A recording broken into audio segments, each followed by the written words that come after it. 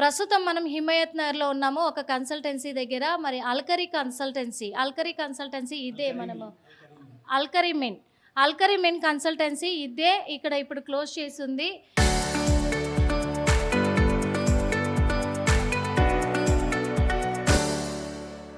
గత ఒక 6 నెలల పైగా కూడా క్లోజ్ చేసుకొని ఇక్కడ మొత్తం కూడా ఇక్కడ నుంచి మకాం మార్చినటువంటి యజమాని కొ కొన్ని కోట్ల స్కామ్ జరిగిందని అనుకోవాలి. ఎందుకంటే చాలామందికి వీసా, పాస్‌పోర్ట్‌లు ఇప్పిస్తానని చెప్పి వాళ్ళ దగ్గర లక్షలు లక్షలు కూడా తను లాగినట్టుగా బాధితులు ఈరోజు బయటికి రావడం కూడా జరిగింది. అసలు ఏం జరిగింది అనే కోణంలో వాళ్ళని అడిగి తెలుసుకుందాము. మీ పేరు సార్? అసలు మీకు ఎలా తను అప్రోచ్ అయ్యారు అతన్ని? ఎలా కన్సల్ట్ అయ్యారు? ఏం చెప్పాడసలు? ఎలా నమ్మారు? మీ పేరేంటి? మీరెక్కడి నుంచొచ్చారు? నా పేరు వసంతరావు అండి. నేను వైజాగ్ నుంచి వచ్చాను నేను. ఓకే. 1 మార్చ్ హ్మ్. 2021లోని హ్మ్. హైదరాబాద్ విజిట్ అయినప్పుడు ఒక పేపర్‌లో యాడ్ చూసాం.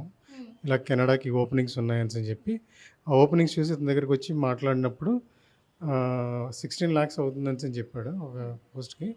సో, ఫస్ట్ కన్సల్ట్ అయింది. ఓన్లీ 60,000 పే చేస్తే మిగతా అమౌంట్ అంతా కూడా ఎళ్లి కెనడాలో పే చేయాలని చెప్పాడు. ఓకే. దాన్ని బేస్ చేసుకొని ఓకే. అంత దూరం వెళ్లి పే చేయాలని చెప్పి 60,000 పే చేసాం. కానీ తర్వాత 60,000 పే చేసిన తర్వాత 7 మంత్స్ తర్వాత మాట మొత్తం మార్చి, లేదు మీరు ఆల్మోస్ట్ 13.5 లాక్స్ ఇండియాలో పే చేయాలి. అది కూడా మీ స్టేజ్ వైస్ వీసాస్ ఏ స్టేజ్‌లో అయితే ప్రాసెస్ అవుతున్నాయో, మీ వర్క్ లేబర్‌లో వీసా వచ్చినప్పుడు, మీకు కెనడా ఇంటర్వ్యూ అయినప్పుడు ఎవ్రీ స్టేజ్‌లోని ఒక పార్షియల్ పేమెంట్స్ ఉంటాయని చెప్పి మళ్ళీ మాట మార్చాడు. So, okay. ఎప్పుడైతే మాకు 7 మంత్స్ తర్వాత ఫస్ట్ లేబర్ పేపర్ వచ్చిందో, అప్పుడు నమ్మి పార్షియల్ పేమెంట్ ఆఫ్ 1.5 లాక్స్ చేసాం. ఓకే. 1.5 లాక్స్ చేసి, ఆ తర్వాత మళ్ళీ 6 మంత్స్ మళ్ళీ అలా డ్రాగ్ చేసుకుంటూ వెళ్ళాడు. 6 మంత్స్ డ్రాగ్ అయిన తర్వాత మళ్ళీ బయోమెట్రిక్ లెటర్ తీసుకొని వచ్చి, బయోమెట్రిక్ లెటర్ చూపించి మమ్మల్ని బయోమెట్రిక్ పంపిస్తానని చెప్పి మొత్తం ప్రాసెస్ తాలూకా డాటా అంతా ఇచ్చి మిగతా 7 లాక్స్ తీసుకున్నాడు. తర్వాత ఒక 1 మంత్ తర్వాత లాయర్ ఫీజు పే చేయాలి కెనడాలోని అని చెప్పి ఇంకో 2 లాక్స్ తీసుకున్నాడు. 2 లాక్స్ ఇలా పార్షియల్ పేమెంట్స్ అయ్యి 11.65 లాక్స్ చేసిన తర్వాత 3 మంత్స్ ఆగిన తర్వాత యాక్చువల్లీ 60 డేస్లో వీసా ఇష్యూ అవ్వాలి. వీసా ఇష్యూ అవ్వకపోవడాలని మేము గట్టిగా నిలదీస్తే మమ్మల్ని చండీగఢ్ వాళ్ళ మెయిన్ ఏజెంట్ దగ్గర తీసుకుని వెళ్ళాడు. అక్కడ తీసుకుని వెళ్ళి అక్కడ చూపించి చండీగఢ్లోని అక్కడ చూపించిన తర్వాత వాళ్ళేమో లేదండి ఆల్రెడీ ప్రాసెస్లో ఉంది, మీ పేపర్ వితిన్ ఒక 1 మంత్లో వస్తుందని చెప్పి వాళ్ళు కూడా ఏంటంటే ఒక 6 మంత్స్ డ్రాగ్ చేశారు. డ్రాగ్ చేసిన తర్వాత ఇంకా అవ్వని పక్షాన్ని అప్పుడు మేము జీడిమెట్ల పిఎస్లోని, ఎందుకంటే మా ఫ్రెండ్ జీడిమెట్ల పిఎస్ పరిధిలో ఉంటాడు. సో ఇద్దరం కలిసి వెళ్ళి జీడిమెట్ల పిఎస్లోని కంప్లైంట్ చేస్తే వాళ్ళు వచ్చారు, 2-3 సార్లు కలిశారు, అక్కడ ఎస్ఐ మాట్లాడారు, అన్నీ చేశారు. వాళ్ళేమో లేదు మిమ్మల్ని మళ్ళీ తీసుకుని వెళ్ళి మాట్లాడి మేము డబ్బులు ఇప్పిస్తామని చెప్పి ఇక్కడ నుంచి వీళ్ళు సబ్ ఏజెంట్స్ ఎవరైతే ఉన్నారో వాళ్ళని మాతోటి పంపించి అక్కడ తీసుకుని వెళ్ళిన తర్వాత అక్కడ ఎప్పుడైతే ల్యాప్స్ అయిందో అవ్వదని కేసు పెట్టి 3 ఇయర్స్ అవుతుంది మేడం. ఎఫ్ఐఆర్ ఏం చెప్పారు మరి పోలీసులు? ఏం చెప్పారు? పోలీసులేమో ఒక 6 మంత్స్ వాళ్ళు డ్రాగ్ చేశారు మేడం. అది డ్రాగ్ చేసి ఇది ఫైనల్గా ఇంక వీళ్ళు ఎప్పుడైతే చేయలేదో వెంటనే ఎఫ్ఐఆర్ ఉంది. ఇది ఎఫ్ఐఆర్ కాపీ.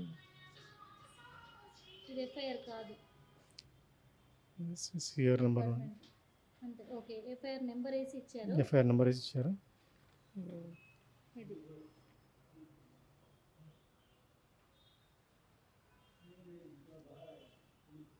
ఇగో 2023 11/10/2023 మనకు క్లియర్గా కనిపిస్తుంది కదా. జీడిమెట్ల సైబరాబాద్ 2023 11/10/2023 అంటే నవంబర్ 10వ తారీఖు 2023 జీడిమెట్ల సైబరాబాద్. ఓకే, మనకు క్లియర్గా కనిపిస్తుంది. కంప్లైంట్ రేజ్ చేసిన ఇయరు అండ్ డేటు అన్నీ కూడా మనకు కనిపిస్తూ ఉన్నాయి. అయినప్పటికీ ఏంటి పోలీసులు ఏమన్నా రెస్పాండ్ అయ్యారా సార్? పోలీసులు వాళ్ళు పిలిపించి మాట్లాడారు. వాళ్ళు ఏమందంటే ఒక పర్టికులర్ అమౌంట్ సెటిల్ చేస్తా అన్నారు, కానీ తర్వాత మళ్ళీ ఎవరు రెస్పాన్స్ లేదు. తర్వాత రీసెంట్గా 7 మంత్స్ బ్యాక్ లోకాకి వేస్తామని చెప్పి పిలిపించారు, కానీ ఇతను వచ్చాడు. ఇతను సబ్ ఏజెంట్స్ ఎవరైతే ఉన్నారో ఇతని పేరేంటి? ఇతని పేరు ఇఫ్తికార్ ఆదిల్ మేడం. ఇఫ్తికార్ ఆదిల్. ఇఫ్తికార్ ఆదిల్ ఈ కన్సల్టెన్సీ అతను మిమ్మల్ని అప్రోచ్ అయిన వచ్చాను అతను. ఇతను సబ్ ఏజెంట్ పేరు ఆవిడ దుబ్బాక స్వప్న, ఆవిడ పేరు sub agent. Sub agent. Okay. ఆవిడది జస్ట్ ఈ రోడ్ అవతల మిలీనియం కన్సల్టెన్సీలో ఉంటుంది. ఆవిడతో పార్ట్నర్ అరవింద్. వాళ్ళిద్దరు కలిసి మొత్తం ఇతనితో పాటు టైఅప్ అయ్యి ఇతను ఓన్లీ 30% అమౌంట్ తీసుకొని మిగతా అమౌంట్స్ అన్నీ వాళ్ళకి ఇచ్చాడు. వాళ్ళు ఏముందంటే మరి అక్కడ ఎంత పే చేశారో తెలీదు. వాళ్ళు ఏముందంటే మాకు అంత అమౌంట్ పే చేయలేదని చెప్తున్నారు చండీగఢ్ ఏజెంట్స్. వీళ్ళు తీసుకున్నది ఇఫ్తికారి స్వప్న మొత్తం ఈ డబ్బులన్నీ తీసుకున్నారు. మా ఇద్దరి దగ్గర తీసుకున్నది 23.65 lakhs తీసుకున్నారు టోటల్ అమౌంట్. 65,000 తీసుకున్నారు, కానీ ఇంతవరకు రిటర్న్ చేయమని రెస్పాన్స్ లేదు. మళ్ళీ మీరు ఫోన్ చేసే ప్రయత్నం చేశారా? ఈ వీసా అసలు ఎవరి కోసం తీసుకుందాం అనుకున్నారు? ఇది నా గురించి మా ఫ్రెండ్ విబిఎస్ నాగరాజ్. రండి సార్. మీరు కూడా కట్టారా సార్? నేను కూడా కట్టాను. 9.6 lakhs నాకు ఇవ్వాలి ఆయన. ఇప్పుడు ఈయన మిగిలిన పైసలు ఈయన ఎక్కువ కట్టాను, 2 lakhs ఎక్కువ. అది 9.6 lakhs. కానీ చాలాసార్లు వచ్చేమో మాట్లాడించే పోలీస్ స్టేషన్ కూడా వచ్చాడు ఈయన. అక్కడికి వచ్చినప్పుడు ఇస్తామని ఒప్పుకుంటారు, తర్వాత మళ్ళీ ఏమో వీళ్ళు ట్యాక్ చేస్తారు, ఎవరు రారు, పైసలు ఎవరు. వాళ్ళు సెటిల్మెంట్ చేశారు పోలీసులు. వాళ్ళకి సిరాకు వచ్చి ఇంకా ఎక్కువ రోజులు అయిపోయింది చెప్పేసి కేసు వేసారు, కోర్టుకి వేసారు. తర్వాత లోక్ అదాలత్తో 2 సార్లు పిలిచారు. ఒకసారి వచ్చారు, వచ్చి మాట్లాడదాని ముగ్గురులోని 2 వచ్చారు. ఒక ఆమె రావట్లేదు, ఆ స్వప్న అనే ఆమె రావట్లేదు. వీళ్ళు మళ్ళీ ఆయన ముగ్గురు రావట్లేదు అని చెప్పేసి పోలీసులు మళ్ళీ మళ్ళీ నెక్స్ట్ టైం తీసుకుందాం 6 months తర్వాత అట్లా ఇప్పుడు 3 time నెక్స్ట్ టైం వస్తుంది మేడం. 2nd time అయిపోయింది, 3rd time వస్తుంది. అది బయట నుంచి ఇంట్రెస్ట్లు తీసుకొచ్చాం మేడం. 3 rupees 2 rupees ఇంట్రెస్ట్ తెచ్చాం. అంత సఫర్ అవుతుందండి. ఎంత తెచ్చారు సార్ ఇంట్రెస్ట్కి మీరు? 9 lakhs 10 lakhs తీసుకొచ్చాం. ఆల్మోస్ట్ 9 lakhs 60,000 ఈయన పే చేసాం. ఈయన మిగిలిన పైసలు ఈయన 11.6 lakhs. ఇంకొక అతను ఉన్నాడు కానీ వెంకటైనా ఆయన 1.6 అంత ఇచ్చాడు. ఆయన మొత్తం డబ్బులు ఇవ్వలేకపోయాడు ఆయన. అది ఇప్పుడు ఇంట్రెస్ట్ తెచ్చిన డబ్బులు కట్టారా? కట్టలేదని అలాగే నడుస్తుంది, చాలా డ్రాగ్ అవుతుంది. మళ్ళీ ఈ మధ్య ఏమన్నా ఫోన్ చేసే ప్రయత్నం చేశారా? ఇక్కడ ఏజెన్సీకి కానీ ఆ అమ్మాయికి కానీ ఫోన్ చేసే ప్రయత్నం చేశారా? రెస్పాండ్ అయ్యారా? రెస్పాండ్ అవ్వదు. ఈయనకి ఫోన్ చేస్తే కేసు వేసుకున్నారు కదా చూసుకోండి అని చెప్తున్నాడు. కేసు వేసుకున్నా కోర్టులో చూసుకుందాం అన్నట్టు మాట్లాడుతున్నాడు ఈయన. అంతే. ఇంతకు ముందు ఎవరైనా ఇక్కడ కన్సల్ట్ అయ్యి ఇలా డబ్బులు కట్టిన వాళ్ళు మీకు ఏమన్నా అప్రోచ్ అయినా? ఆల్మోస్ట్ 80% అలాగే మేడం. కాకపోతే ఏంటంటే గల్ఫ్కి 50,000 60,000 తీసుకుంటారు కదా, వాళ్ళు బయటికి రారు. మేము ఎక్కువ కట్టాం కాబట్టి బయటకు వచ్చాము. బయటకు వచ్చి మేము ఇబ్బంది పడుతున్నాం కాబట్టి సఫర్ అవుతున్నాం. కానీ 2 years నుంచి ఇదే పని తిరుగుతున్నాము. ఆఖరికి ఆయన కలిసారు మాకు రిలేటివ్స్ అండి, కొంచెం తేజ గారు. ఆయన ద్వారా కొంచెం ప్రాసెస్. ఆయన కూడా ఫోన్లు చేసి నోటీసులు పంపించారు, ఎవరు తీసుకోలేదండి మేడం. తీసుకోలేదు. మీరు బయట ఇంట్రెస్ట్కే తెచ్చుంటారు కదా సార్, మరి ఇంట్రెస్ట్ తీసుకుని వచ్చాను. నేనంతా 2.5 ఇంట్రెస్ట్ తీసుకొని వచ్చాను, కానీ డబ్బులు రావట్లేదు. వడ్డీలు కట్టడానికి నాన్న ఇబ్బందులు పడుతున్నాను. ఓకే, ఒక్కసారి తనకి కాల్ చేసే ప్రయత్నం చేద్దాం మనము. ఎందుకంటే లిఫ్ట్ చేస్తారా చేయరా, మీ ఫోన్ లిఫ్ట్ చేయట్లేదు అన్నారు కదా, మేము చేస్తాము, ఇప్పుడు ఫోన్ చేస్తాము. ఒకసారి అయితే ఫోన్ చేసే ప్రయత్నం చేద్దాము. అమ్మాయి నెంబర్ ఉందా? నెట్వర్క్ పరిధిలో లేదు, ఫోన్ కూడా ఆఫ్ చేసి పెట్టారని తెలుస్తుంది. ఇక్కడ ఇంకొక అమ్మాయి ఉంది కదా, తనకు కూడా ఫోన్ చేసే ప్రయత్నం అయితే చేద్దాం ఒకసారి. అమ్మాయి పేరు స్వప్న.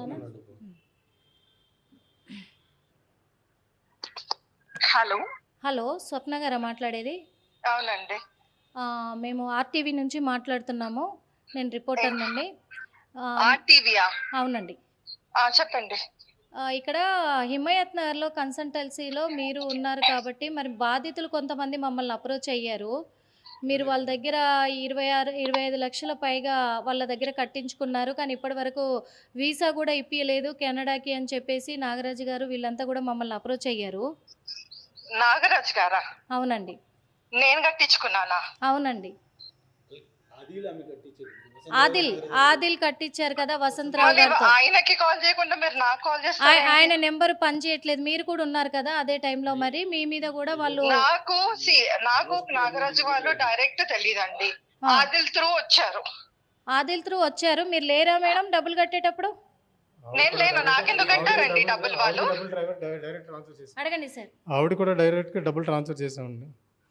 డైరెక్ట్ గా డబ్బులు నాకేం ట్రాన్స్ఫర్ చేయలేదండి. మేడం 2 lakhs ట్రాన్స్ఫర్ చేసిన మా దగ్గర స్టేట్మెంట్స్ ఉన్నాయి మేడం, మీరు ట్రాన్స్ఫర్ చేసినవి. మీరు ఆదిల్తో మాట్లాడుకోండి. ఆదిల్ తోటి మాట్లాడుతున్నాం, మీతో కూడా మాట్లాడుతున్నాం, ఎందుకంటే మీకు 2 lakhs ట్రాన్స్ఫర్ చేసాం మీరు డైరెక్ట్గా. ఆల్రెడీ కేసు ఫైల్ చేశారు కదా. అవును మేడం. మీరు కేసు ఫైల్ చేసిన తర్వాత ఇవన్నీ ఏంటి? మీరు ఎవరికి కట్టారో వాళ్ళతో మాట్లాడండి. మీకు కూడా కట్టాం కదా మేడం డబ్బులు, మీకు డైరెక్ట్ కట్టాం కదా. కాంటాక్ట్ లో ఉన్నాను అనేసి మీరు నన్ను బ్లేమ్ చేయడం ఆదిల్ కరెక్ట్ టోటల్ కాదు. అమౌంట్ మీకు పే చేసాడు ఆయన చెప్తున్నాడు. ఆదిల్ టోటల్ అమౌంట్ మీకు పే మీరు చేసాడు, ఆయన దగ్గర first 3 lakhs ఆదిల్ని ఉన్నాయని contact చెప్పాడు. తీసుకోండి. మిగిలిన అమౌంట్ లేదు, మీకు పే అవన్నీ చేశారని చెప్పాడు కాదండి. మాకు. మీరు ఆదిల్ pay చేశారు, ఆదిల్తో కూడా మాట్లాడిస్తాం, మిమ్మల్ని మీరు తీసుకొస్తాం. ఆదిల్కి పే చేశారు కాబట్టి మీరు ఆదిల్తోనే మాట్లాడుకోండి. ఎన్నిసార్లు పిలవాలి మిమ్మల్ని? స్టేషన్ కూడా రారు మీరు. మరి మళ్ళీ ఎందుకు అవన్నీ కోర్టు కేసు కాదండి. చేశారని అడుగుతారు మీరు. మీరు స్టేషన్ ఆదిల్కి లోక్ call అదాలత్ చేసి కేసుకి ఆదిల్తో రమ్మంటే ఎందుకు మాట్లాడుకోండి. రాలేదు మీరు? స్టేషన్కి ఎందుకు రాలేదు? లోక్ అదాలత్ స్టేషన్కి ఎందుకు రాలేదు మీరు? కోర్టుకి పోలీస్ స్టేషన్కి ఎందుకు రాలేదు మీరు? సిఏ నాగరాజ్ గారు, నాకు ఎలాంటి మీరు ఏమి స్టోరీలు చెప్పొద్దు. మీరు మాక్సిమం ఇప్పుడు అన్ని బయటకు వస్తాయి, అన్ని బయటకు వస్తాయి. మీరు చేసిన అన్ని ఫ్రాడ్ అంతా బయటకు వస్తుంది. మీరు ఆదిల్తో మాట్లాడుకోండి. ఆదిల్తో మాట్లాడితే మిమ్మల్ని తీసుకొస్తారు. ఆదిల్ మిమ్మల్ని తీసుకొస్తారు. ఇప్పుడు ఇది కరెక్ట్ కాదు మీరు చేసేది. వీళ్ళు నాకు పే చేయలేదు. వీళ్ళు మేడం, పే చేసిన 2 lakhs. ఇక్కడ మీకు ట్రాన్సాక్షన్ చేసినట్టుగా వీళ్ళ దగ్గర ఆధారాలు ఉన్నాయండి. నాకే ట్రాన్సాక్షన్ చేయలేదండి. ఉన్నాయి, వీళ్ళ దగ్గర ఉన్నాయి. మీడియా ముఖంగా ఆధారాలు కూడా బయట మీరు ఏదన్నా డైరెక్ట్ గా ఆదిల్తో మాట్లాడుకోండి. ఒక నిమిషం అండి, ఒక నిమిషం అండి, వాళ్ళను బెదిరిస్తున్నారు, మీరు సమాధానం. ఫోన్ కట్ చేశారు, చూసాం కదా. స్వప్న ఇక్కడ తన పోస్ట్ ఏంటండి?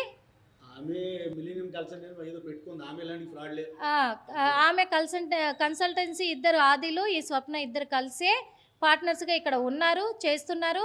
తన అకౌంట్కి ట్రాన్సాక్షన్ చేసిన ఆధారాలు కూడా మన దగ్గర ఉన్నాయి, అవి కూడా చూపించే ప్రయత్నం చేద్దాము. చూశారు కదా, ఆదిల్తో మాట్లాడుకోండి, నాకు సంబంధం లేదు, మీరు కేసు వేసుకున్నారు కదా, అందులో చూసుకోవాలి కదా, ఇక్కడ ఎందుకు నన్ను అడుగుతున్నారు, మళ్ళీ మీడియాకి ఎందుకు ఎక్కుతున్నారని వాళ్ళని బెదిరించే ప్రయత్నం కూడా చేస్తూ ఉన్నారు. అంటే ఎన్ని సంవత్సరాలు నడుస్తుంది కేసు? 2023లో కేసు వాళ్ళు కంప్లైంట్ రేస్ చేశారు, ఎఫ్ఐఆర్ ఫైల్ అయింది, అన్నైనాయి. అయినప్పటికీ మరి జీడిమెట్ల పోలీసులు ఎందుకు స్పందించట్లేదు ఈ విషయం పైన? అదాలత్ అంటున్నారు, అదాలత్ ఎన్ని సంవత్సరాలు పడుతుంది బయటికి రావడానికి? వీళ్ళిద్దరే కాదు ఇక్కడ బాధితులు, కొన్ని వందల మంది ఇక్కడ బాధితులు ఉన్నట్టుగా కూడా తెలుస్తూ ఉంది. చాలామందిని మోసం చేసినట్టుగా తెలుస్తూ ఉంది. గత 7 నెలల క్రితం కూడా ఇక్కడికి బాధితులు వచ్చి ఆదిల్తో గొడవ పడ్డట్టుగా కూడా ఇక్కడ చెప్తూ ఉన్నారు చాలామంది. అదేవిధంగా ఇక్కడ చాలామంది ఈ కన్సల్టెన్సీ క్లోజ్ చేసిన తర్వాత కూడా ఇక్కడికి వచ్చి ఏడ్చుకుంటూ వెళ్ళారు అని చెప్పేసి కింద మనకి ఇక్కడ వర్క్ చేస్తున్నటువంటి వర్కర్లు కావచ్చు, సెక్యూరిటీ కావచ్చు, వాళ్ళు కూడా చెప్తున్నారు. అంటే భారీ మోసమే జరిగింది వీళ్ళ దగ్గర. ఇప్పుడు 25 లక్షల చిల్లర వీళ్ళ దగ్గరది వసూలు చేశారు అంటే మరి మిగతా వాళ్ళ దగ్గర ఎన్ని లక్షలు వసూలు చేసి ఉంటారు? ఎంత వసూలై ఉంటాయి?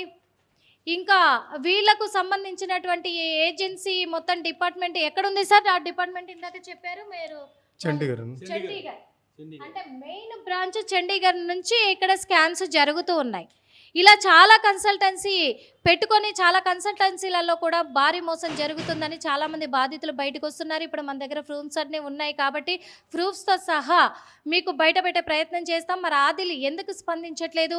ఆదిల్ పైన పోలీసులు ఎందుకు చర్య తీసుకోవట్లేదు? ఇక్కడ స్వప్న పైన ఎందుకు చర్యలు తీసుకోవట్లేదు పోలీసులు ఎందుకు పెండింగ్ పెడుతున్నారు? మీరు ఏదైనా చేసుకోండి, ఏదైనా ఉంటే వాళ్ళతో మాట్లాడుకోండి అంటున్నారు. అంటే వీళ్ళందరికీ న్యాయం జరగదా? ఇంకా కన్సల్టెన్సీలు ఇలా పెట్టుకొని ప్రజల్ని మోసం చేస్తూనే ఉంటారా? దీనిపైన ఖచ్చితంగా జీడిపెంట్ల పోలీసులు స్పందించాల్సిన అవసరం అయితే ఉంది. వీలైతే పోలీసుల దగ్గర నుంచి కూడా మనము తెలుసుకునే ప్రయత్నం చేద్దాము. ముఖ్యంగా ఏం కావాలని కోరుకుంటున్నారు సార్? ఎలాంటి చర్యలు తీసుకోవాలనుకుంటున్నారు? చర్యలు అంటే మా కట్టిన డబ్బులు అట్లీస్ట్ తిరిగి వస్తే చాలని చెప్పి చూస్తున్నాం మేడం. ఫర్దర్గా ఇలాంటివి ఏం జరగకుండా చూడాలని పోలీసుల్ని స్ట్రిక్ట్ యాక్షన్ తీసుకోవాలని చెప్పి కోరుతున్నాం. అంతే, అలాంటి బాధ్యతలు ఇంకా ఫ్యూచర్లో ఎలాంటి వాళ్ళు ఎవరు రాకూడదు. తప్పకుండా, ఎందుకంటే వీళ్ళు ఇంట్రెస్ట్లకి తీసుకొని డబ్బులు తెచ్చి, ఎందుకంటే ఫారెన్కి వెళ్తాం కదా, మా లైఫ్లు సెటిల్ అవుతాయి కదా అని ఒక చిన్న ఊరటతోటి వాళ్ళు నమ్మకంతో కన్సల్టెన్సీని వాళ్ళు కన్సల్ట్ అవుతే వాళ్ళు ఇప్పుడు వీళ్ళ వీక్నెస్ని పట్టుకొని లక్షలు గడిస్తున్నారు. వీళ్ళు దొంగలనాలా, దొరలనాలా, లేకుంటే దొరతనంగా ఉన్న దొంగలనాలా అర్థం అవ్వట్లే. ఎందుకంటే వాళ్ళు పాపము ఇప్పుడు ఇంట్రెస్టులు కట్టుకోలేరు. పెద్దయిన వయసు చూసాం కదా, ఆయన ఇప్పుడు ఈ వయసులో తను కష్టపడి ఏమైనా తీర్చుకునే పరిస్థితులు ఏమైనా కనబడుతున్నాయా? బయట ఇంట్రెస్ట్లకు తెచ్చుకొని మేము కట్టుకున్నాము, ఇప్పుడు వాళ్ళందరూ అడుగుతున్నారు వడ్డీలు కట్టలేకపోతున్నాము, మా పైసలు మాకు ఇప్పిస్తే అదే మాకు చాలు, అదే 10,000 అని చెప్పేసి వాళ్ళ ఆవేదన వ్యక్తం చేస్తున్న పరిస్థితులు చూస్తున్నాం. ఈ విషయం పట్ల వాస్తవంగా ఈ విషయం పట్ల ఖచ్చితంగా జీడిమెట్ల పోలీసులు అయితే స్పందించాల్సిన అవసరం ఉంది. పోలీసులు స్పందించాలని కోరుకుంటున్నాం ఆర్టీవీ తరఫు నుంచి కూడా. కెమెరామెన్ అశోక్తో నిర్మల, ఆర్టీవీ.